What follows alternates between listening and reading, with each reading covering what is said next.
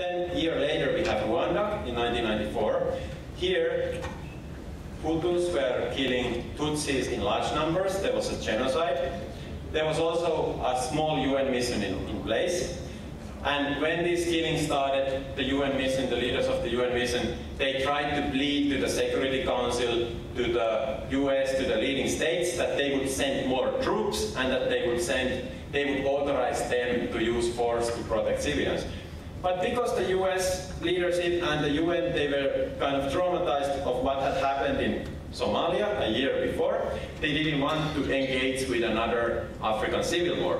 And they were just debating and discussing for a couple of weeks in the Security Council, and the UN soldiers in the ground could hardly support or protect themselves, and as a result, almost 1 million people got killed in this worst genocide since the Second World War.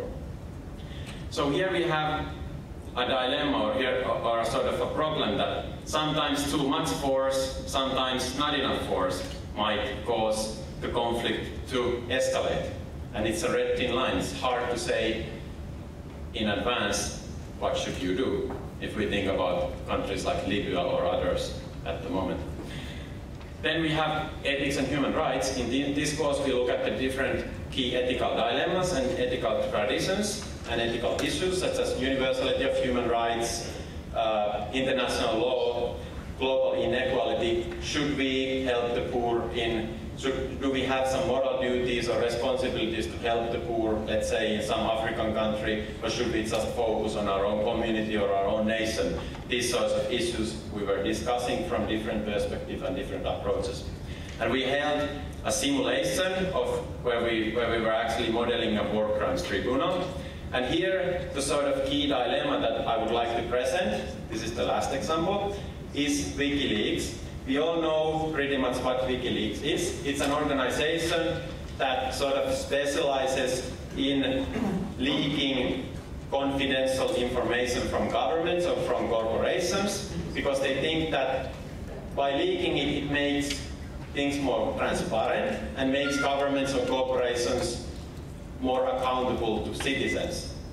It makes their behavior to be better.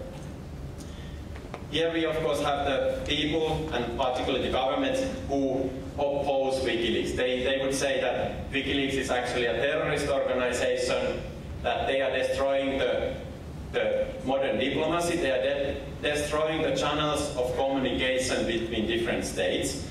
One example related to conflict resolution or peace studies could be the Palestinian-Israeli conflict, where let's say Palestinian mediator discusses with the Palestinian party who's engaging the negotiator, discusses with the mediator, which could be in this case US, and tells him very confidential things related to compromises or concessions that they could do.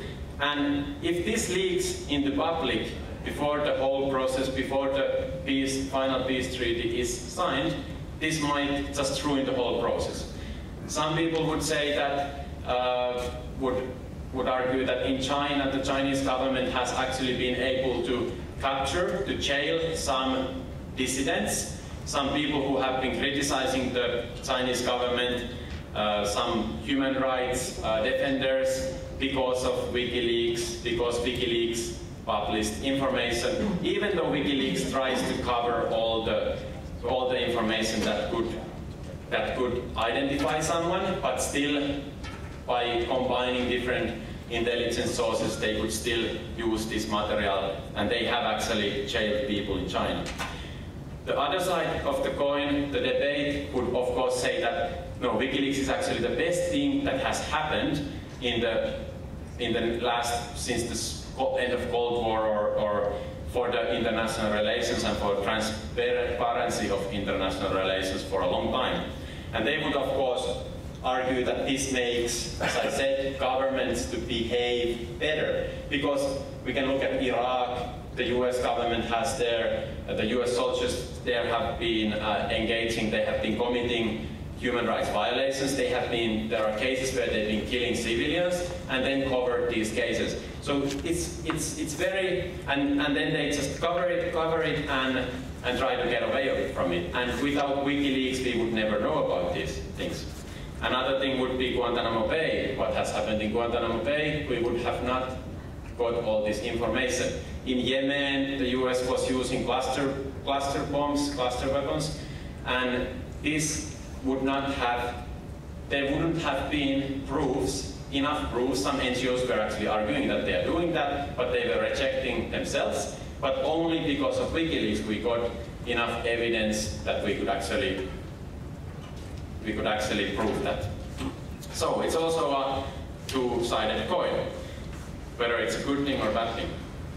So if I come back to my question, what have I learned? Of course, I first went through all those experiences that I've gone through or that we've experienced and all that fun stuff. But throughout our studies, I think the most important thing that I've learned is that the world is extremely complex. If we look at these different issues, you can have a convincing argument of any of these. You can say that nuclear deterrence has kept peace. You can say that we should always use force, or we should never use force. Or you can say that WikiLeaks is extremely bad thing. But if you only know that approach, if you only know your truth, and you don't know the other side of the coin, you are not going to, you might actually do more bad than you are doing good. So what I would say, that if we are now masters of peace and conflict resolution, the most important thing for us is to be critical on our truths. The most important thing that I have learned is to criticize and to question those truths that I have got or that I hold, even though they come from my parents, or even if they come from my society or my culture, or even if my teacher says that this is the case. I think the most important things as being a masters of peace and conflict resolution is that you have to understand the complexity and different approaches. Especially from conflict resolution sides, let's say you are a third-party mediator, you have to understand the complexity of these issues, and you also have to understand each participant's, each actor's motives, needs, positions, and interests in order to successfully contribute to this conflict resolution process. So that complexity and that critical approach would be what I have learned during this fellowship. Thank you.